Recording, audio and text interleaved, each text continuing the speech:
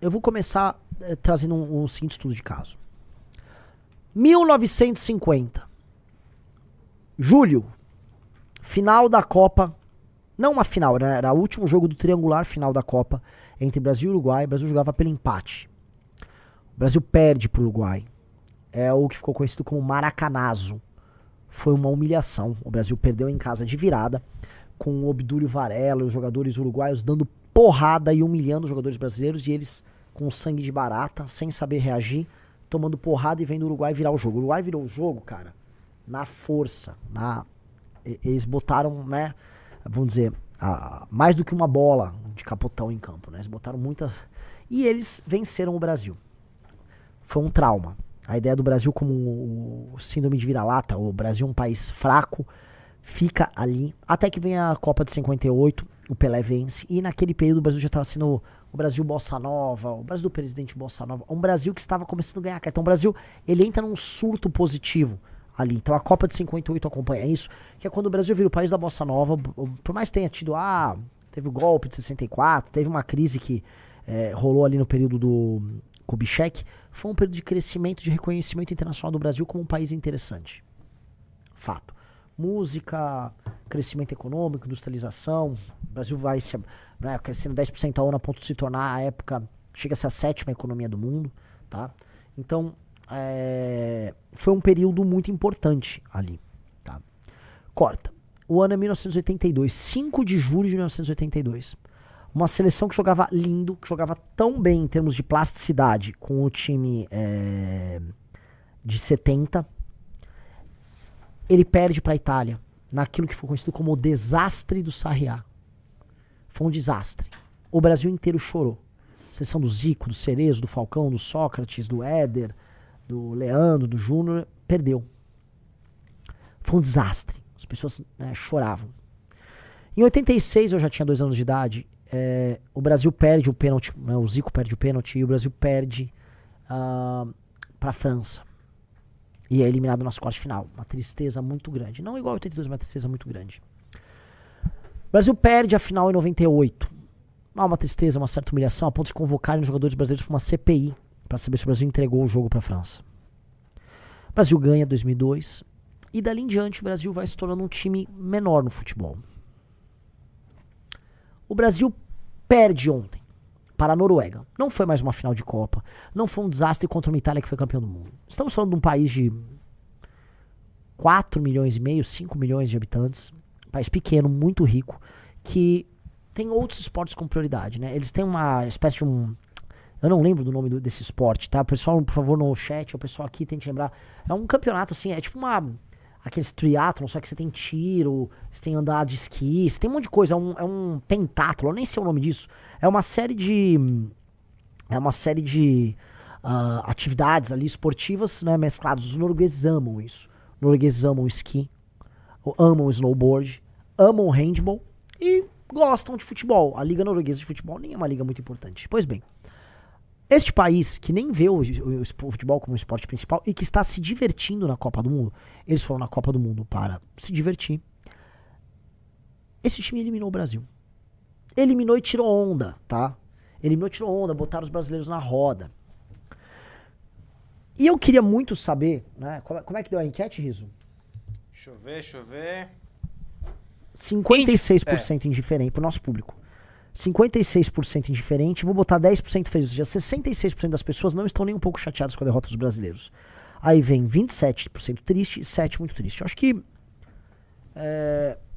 dado que o público nosso, o público que tá live é um público muito especial, isso claramente não recorda a população brasileira, mas dá o tom um pouco de um clima novo no ar. Que é o clima que eu acho que vocês já deveriam ter há muito tempo sobre a seleção brasileira e sobre os elementos culturais mainstreams do Brasil. A de que essa seleção ela representa uma arte decadente do Brasil. De que o Brasil no futebol só vive de história. E há muito tempo só vive de história. O Brasil que não é capaz, né? Que tem uma das torcidas que eu vi um inglês falando sobre isso, mais arrogantes que tem. Ela vai pra Copa, aqui é penta, cala a boca, aqui é penta. Beleza, legal. Uma parte disso, se você for fazer como pra sacanear e brincar, se torna um elemento lúdico. Mas não é um elemento lúdico. Virou um triunfalismo de um passado que ninguém mais tem nada a ver. A última vez que o Brasil foi campeão foi em 2002. Foi 24 anos atrás. Ela ganhou 2002 e ganhou 94. Já tinha passado um outro período sem ganhar título de 24 anos. E o período em que o Brasil realmente foi o melhor país do mundo no futebol foi um período que vai de 58 até 70. 74 já não era mais. A Europa já tinha dado um pau. Joga lá, chega a ter um respiro com a geração Zico, mas não ganha título. E volta a ganhar título com uma geração muito especial, que foi a geração Bebeto, Romário, Ronaldo. Duas gerações ali que foram muito geração Dunga, vamos colocar aí. E dali em diante não ganhou mais nada. E a real é que tende a não ganhar mais nada. Mas que fica viajando por aí pelo mundo, dizendo, não, aqui é penta, tem que respeitar, tem que respeitar. Tanto que um dos gritos do torcedor brasileiro típico é, tem que respeitar. Quando você precisa falar pra outra pessoa que outra pessoa tem que te respeitar, quer dizer que outra pessoa não te respeita. E a coisa começa assim.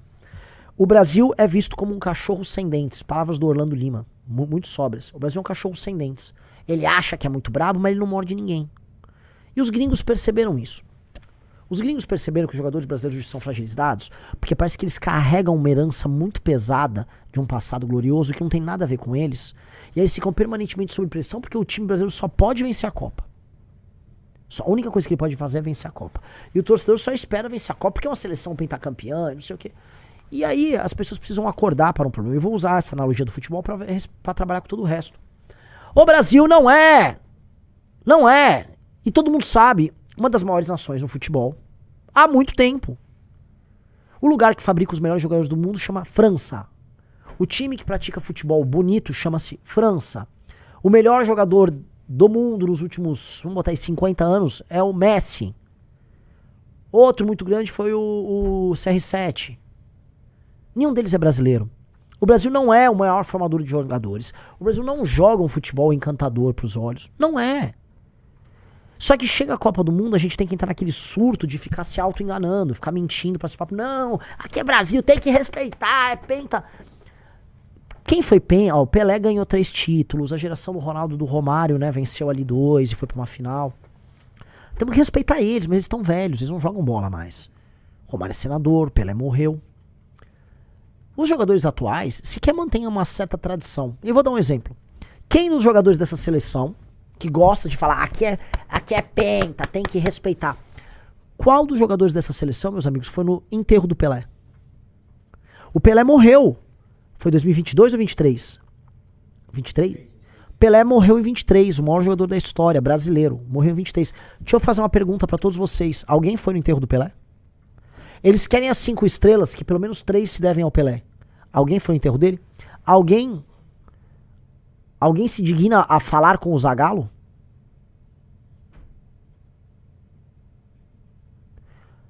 Alguém liga pros jogadores do passado? Alguém liga, só pra saber. Ninguém liga pra tradição.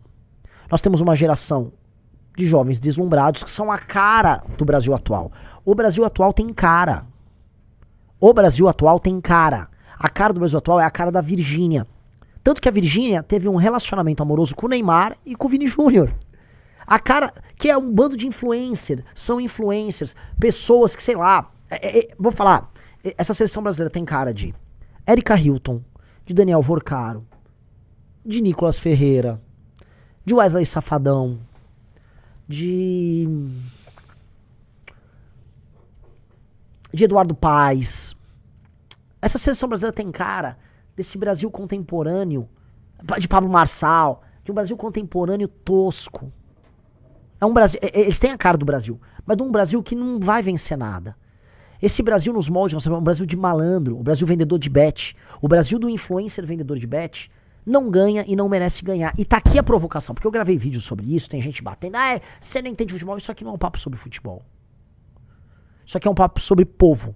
Se a seleção brasileira conta tanto pro povo brasileiro, então vamos falar sobre o caráter da seleção brasileira e o caráter do povo brasileiro.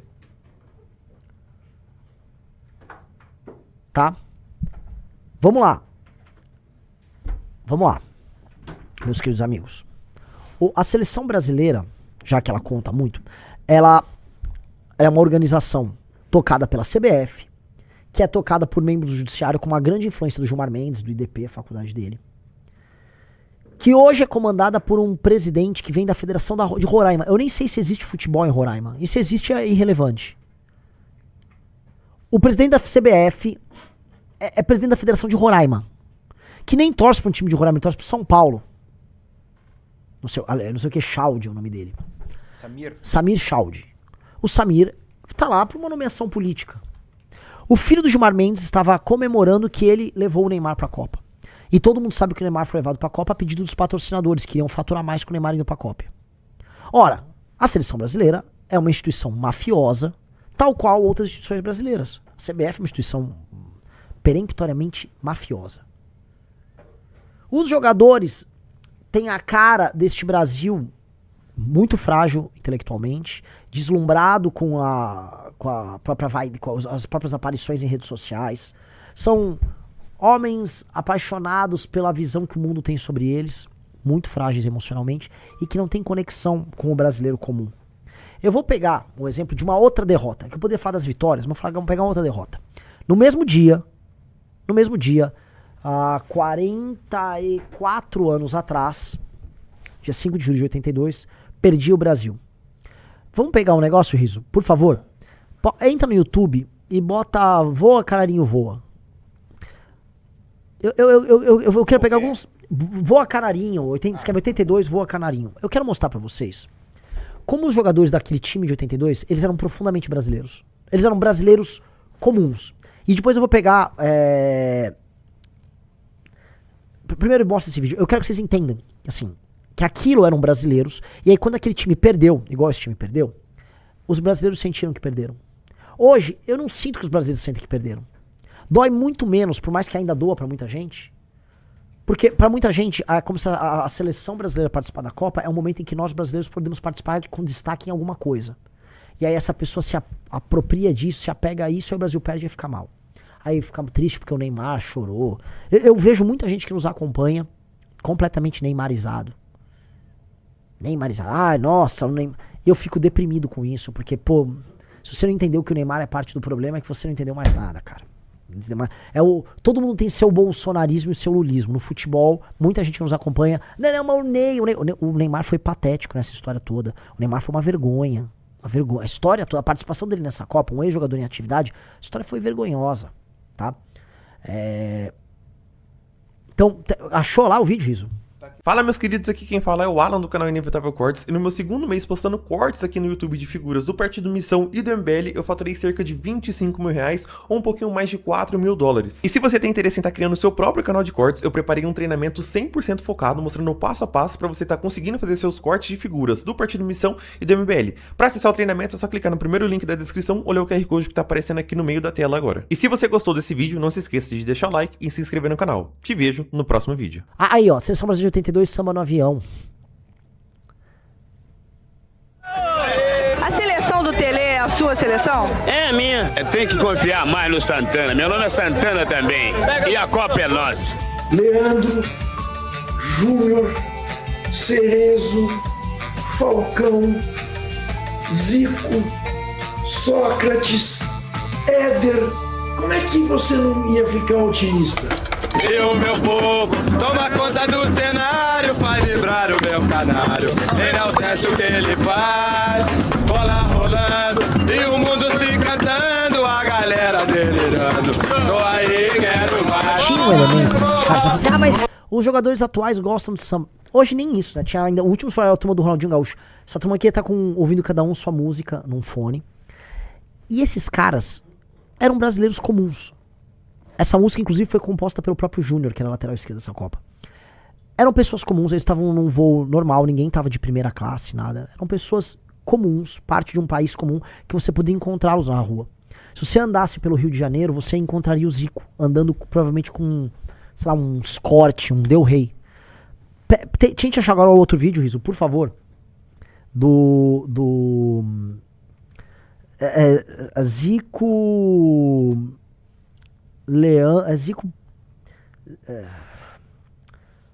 Zico, Corte, Leandro, 82. 86. Esse vídeo. Zico tenta convencer. Veja que mundo é esse. Zico tentou convencer Leandro a ir para a Copa do Mundo de 86. Quase na hora do avião sair, Zico recebeu uma notícia inesperada. Leandro não queria viajar. Zico, então, acompanhado por Júnior, saiu correndo do aeroporto para a casa de Leandro. Eu vou tentar buscá-lo, né? Na casa dele. Por isso é... O que você acha que pode ter acontecido isso? Não sei, eu não passei o dia com ele, não posso dizer nada. Vai buscá-lo? Do aeroporto do Galeão, o Zico e o Júnior vieram aqui para a casa do Leandro para tentar convencê-lo a viajar com a seleção, a voltar atrás da sua decisão de não acompanhar a seleção brasileira. O Nonato é primo do Leandro, mora com ele. Por que é que ele não tá querendo viajar? Não, eu sinceramente não sei dizer porque ele não tá querendo viajar. Eu cheguei aqui do trabalho, encontrei com ele estava com o Edivaldo, aqui estava no apartamento também. De repente ele chamou o Edivaldo particular e falou que não ia se apresentar. Só olhando, pô, não tem nada a ver, pô. Você é um talento que não pode deixar de ir à Copa. Aí ele disse, não, Nato, eu não vou. Aí ligou pro pai dele e falou que não ia. Você acha que ele tá com algum problema íntimo particular? Não, isso não existe, porque ele tá bem de cabeça. O que eu quero dizer? Imagina a seguinte situação. O camisa 10 da seleção brasileira sai de um avião por conta própria, porque um amigo não queria ir jogar por uma briga que teve. Ele pega o seu carro normal, Riso, e vai pra casa do outro cara que era uma casa comum, no Brasil, conversar com o cara pra convencê-lo a ir pra Copa. O que eu quero dizer é que era uma seleção brasileira feita por brasileiros absolutamente normais. Muito provavelmente o Zico pegou o seu carro, normal, e foi lá numa casa, provavelmente no Recreio dos Bandeirantes, na Barra da Tijuca, visitar o Leandro, que era um outro jogador, e a imprensa foi atrás. E o Zico, né, não era uma estrelinha, não foi um agente dele, era apenas um brasileiro normal, que morava lá no Rio de Janeiro, que jogava lá no Flamengo, e que era um astro da seleção. Você sofreria pelo Zico. O Zico perdeu 2 Copas ali, ele jogou 3 Copas, ele não ganhou nenhuma, jogou bem em 2 delas. Mas o Zico era brasileiro. O time de 82, quando perdeu, as pessoas todas choraram. Perguntem pros seus pais, tios ou avós, qual foi a sensação deles quando o Brasil perdeu em 82. É muito diferente da sensação que nós temos agora, dessa seleção desses jovens que vêm de baixo, vão jogar fora, ficam multimilionários e ficam vivendo essa vida de astros, passando maquiagem, com grandes contratos publicitários, vendendo bet. Naturalmente, a não ser que você seja um jovem meio alienadão, naturalmente você não vai ficar muito apaixonado por esses caras. Naturalmente, não há esse vínculo. Aí, troca isso, pega a alimentação lá do Haaland, pega o vídeo do Haaland. Lógico. Esse vídeo aqui é muito bom. Mas eu gosto de usar também hidratante, só que Que não pode faltar na sua necessaire. creme de corpo, mas eu gosto de usar também hidratante, só que o hidratante tá lá no clube. Very sexy night. É, Pega esse. tá ligado. O cheiro do Rafinha tá aprovado. Esse é o Angel, Eu sei, mas esse é de mulher, não é? Esse é bem doce. Ah, você leva, tipo, no vestiário, você tá com o Angel assim? Eu achei que você usava do clube. É, mas daí às vezes não é tão bom. Que não pode faltar na sua necessaire. E aí? Agora, quem eu tinha pedido mesmo? O Haaland, né? Tem alguns do Haaland, não sei qual que é. Cara, qualquer vídeo do Haaland mostrando seu lifestyle. Eu vou apresentar quem é o Haaland. O Haaland é um cara de uma família de classe média da Noruega. O irmão do Haaland trabalha no Banco da Noruega. Um cara estudioso, tá lá trabalhando no banco norueguês. A irmã já tá com um bebezinho, uma moça comum. O Haaland é super discreto sobre sua vida pessoal. O que o Haaland mostra da sua vida pessoal é ele indo comprar seu leite cru, seu mel orgânico, seus bifes colossais e seu estilo de vida comum, de um super atleta, mas comum no sentido de que não há uma grande ostentação. Perguntaram pro Haaland o que ele pretende fazer quando abandonar a carreira. O Haaland quer ser um fazendeiro na Noruega, como muitos são. A maior parte das pessoas na Noruega, não a maior parte, mas a maior parte das cidades na Noruega são cidades muito pequenas. As maiores são Oslo e Bergen. E o resto são lugares pequenos, muito rurais, né? Os suecos ou os noruegueses, que são um bando de pescadores. Então, quando não é pescador, é um agricultor. Esse é o norueguês. Uma pessoa muito, muito comum. O Haaland, por mais que seja multimilionário, jogue no Manchester City, ele é um cara que se parece com um norueguês comum. E não só ele, o time todo da Noruega. Um norueguês comum não se vê tão distante de um cara como o Haaland. E o Haaland e a maior parte dos jogadores noruegueses vivem uma vida, para além dos holofotes, muito mais compreensível para um norueguês comum. Eu não paro por aí. Em grande medida, os próprios jogadores argentinos são assim. Vamos falar do próprio Messi. tá lá com o mate dele, há uma certa discrição. Você consegue encontrar um vínculo, um fio condutor entre um argentino e um jogador da seleção argentina. Você consegue encontrar isso com a Noruega. Eu não consigo ver isso com a seleção brasileira. Eu acho que ninguém aqui consegue ver. E eu acho que se vocês refletirem isso, vocês vão começar a ver na seleção brasileira os problemas que nós vemos em quase tudo no Brasil. Entendeu? E eu falo isso com pesar, que eu gostaria, eu torci pro Brasil, mas eu não consigo gostar dos jogadores. A gente tá torcendo, quando torce pra seleção, cada vez mais pra uma ideia morta. Pra uma ideia que se foi. Eu vou ler aqui, veja só que interessante, declarações da imprensa internacional sobre a derrota do Brasil, tá? E vocês vão ver que é sobre isso, tá? The Guardian na Inglaterra. A eliminação do Brasil na Copa do Mundo levanta uma questão. Eles são mais uma marca do que um time? Veja só, Rizzo. Seria o Brasil uma marca, um fantasma, um símbolo, e não mais uma potência? Jornal Marca, esportivo espanhol. Um fracasso inexplicável. O Brasil chegou à Copa do Mundo quebrado e nunca encontrou seu caminho. É um fim de um ciclo que já mostrava sinais de exaustão há muito tempo. É a necessidade de uma revolução urgente. Nem sei que ciclo é esse, mas tudo bem. TIC Sports Argentina. O Brasil perdeu a fórmula e não é de agora, mas sim há muito tempo. Quando falamos de jogo bonito, temos que perguntar qual foi a última grande conquista do Brasil. A grande conquista do Brasil, ou melhor, as grandes aconteceram antes da gente aceitar que o tal do jogo bonito é a nossa característica. E aí eu vou chegar num tema que eu e o Bisotto lançamos. Eu e o Bisotto temos discutido isso desde 2018 e agora começaram a fazer vídeo sobre isso. Isso foi, o Bisotto publicou artigo, eu já falo sobre esse tema também, já falei em lives, e agora a galera do futebol tá começando a falar. Que foi a Nike ter basicamente comprado a seleção brasileira nos anos 90, e ela vendeu pro mundo uma versão da brasilidade como um Brasil de acrobatas. Criaram um termo que nunca falaram no Brasil, que é o joga bonito. O joga bonito. Não, tem um jeito brasileiro de jogar que é o joga... Mentira! Não existe isso de joga bonito. O joga bonito. Não, cara, você tinha muitos jogadores habilidosos no Brasil, mas os brasileiros queriam ser competitivos.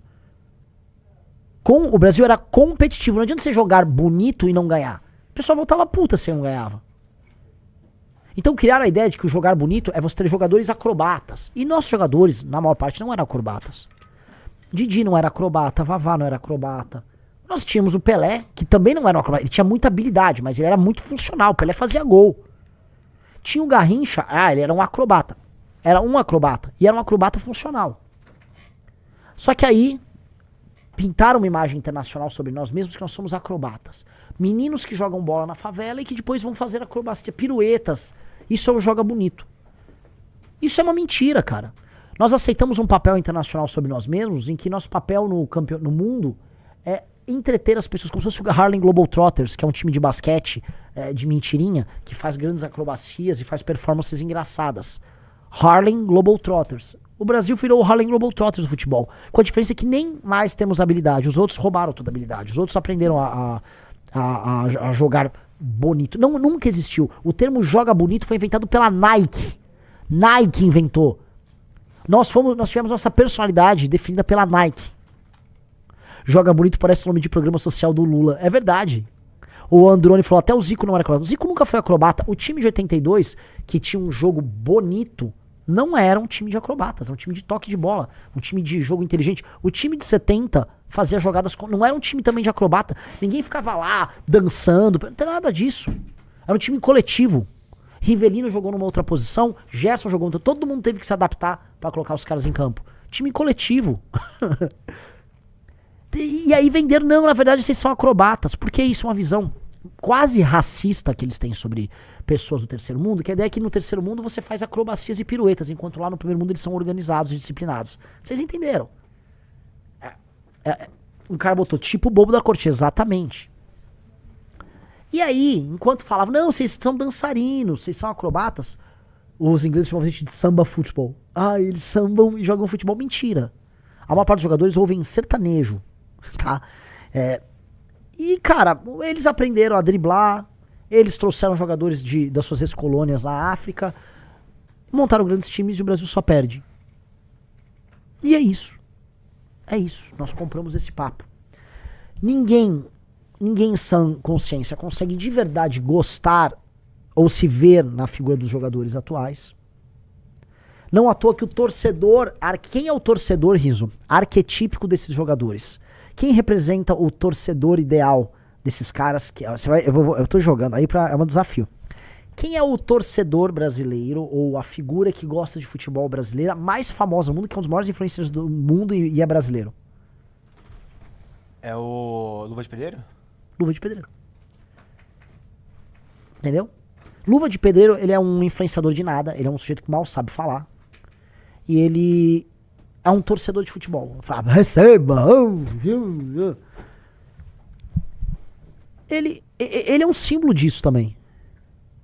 Agora, um jovem brasileiro, cada vez menos se vê nesses caras. O Leonardo Guido falou, concordo, mas o lixo da França também não tem identificação nenhuma. Não tem, mas pelo menos eles pegam o que não tem identificação nenhuma com a França e transformam num time bom. Porque entram outros elementos como, por exemplo, competência, capacidade formadora. Aí é um outro problema, é um problema de gestão. A Federação da França, que eu não duvido que também não seja corrupta como a nossa, pelo menos faz um bom trabalho. Entendeu? A Federação Francesa faz um grande trabalho. Ponto. Eles fazem, então... deu certo. Você quer falar o quê? Tá? Agora eu queria lembrar pra vocês assim, tá? Em 2006, o Brasil perdeu pra França do Zidane e do Henry. Sim. Baita time, foi pra final, podia ter sido campeão. Em 2010, a ótima seleção do Dunga, a última seleção, vou falar, a última seleção brasileira que eu torci de coração, que eu fiquei muito chateado quando perdeu, foi a do Dunga, que perdeu pra Holanda. Aquela seleção que tinha o Luiz Fabiano, tinha o Kaká, tinha o Robinho, tinha o Maicon. Seleção decente que perdeu um pouco a cabeça na Holanda, mas assim, jogaram sério a Copa do Mundo. E o Dunga foi um técnico... Olha, Dunga foi um técnico sério ali. Aquele time lá de 2010 perdeu pra Holanda, que foi até a final. Em 14 tomou 7-1 pra Alemanha, que foi campeã. Em 14 já não jogou nada, tá? A Copa inteira, foi um desastre.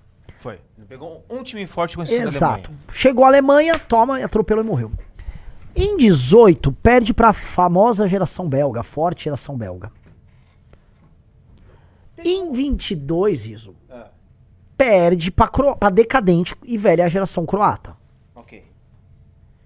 Em 26, cara, perdeu pra Noruega, que não é assim, né? Mas legal, tem o Haaland, tem o Odegaard, mas... né? É a Noruega. Aí a gente fica se culpando e colocando na cabeça, não, mas porra, como é que pode o Brasil perder? O Brasil não é melhor do que a Noruega. O Brasil não é melhor que o Marrocos. O Brasil foi um pouco melhor do que o Japão. O Brasil decaiu. E aí eu vejo um monte de comentarista esportivo, um monte de gente falando, não, pra recuperar agora, o Brasil tem que fazer... O Brasil pode fazer o que ele queira. O mundo aprendeu a jogar e o mundo avançou. E o Brasil não é mais um super time, ele não tá mais acima da carne seca. E provavelmente não vai ficar, muito provavelmente o Brasil não ganha também a próxima Copa do Mundo, pra avisar vocês. E é isso. E a gente tem que tirar essas coisas que a gente fica colocando. Não, porque aqui é penta, tem que respeitar. Não, cara. Quem ganhou a maior parte daqueles títulos nasceu nos anos 40, especialmente nos anos 40 e 50, que foram os tri, a geração do tri. Outra geração lá nasceu nos anos 70. 60 alto 70, que foi a geração que ganhou o título de 94. E alguns nasceram nos anos 80. Os últimos brasileiros a vencer a Copa do Mundo nasceram no máximo nos anos 80. Tá bom? Que foi o time que ganhou em 2002. No máximo nos anos 80. Tinha gente lá que nasceu nos anos 70. A geração que nasceu nos anos 90, nos anos 2000 e 2010, 2010 nem dava pra participar, né? Uma criança. Essa geração não ganha nada. Então faz tempo, a galera tá muito velha. Não venham falar que a galera quer penta. Ninguém quer penta. Aquele Matheus Cunha chegando pro japonês, aqui é penta. Você não ganhou nada, brother. Você é só mais um jogador jogando, sei lá, na Premier League. Nem sei onde esse cara joga. Ele joga no Manchester United. Então é isso. Tem um monte de gente no Manchester United, impressionante. Gostou do vídeo? Então não se esqueça de deixar o like e se inscrever no canal. Te vejo no próximo.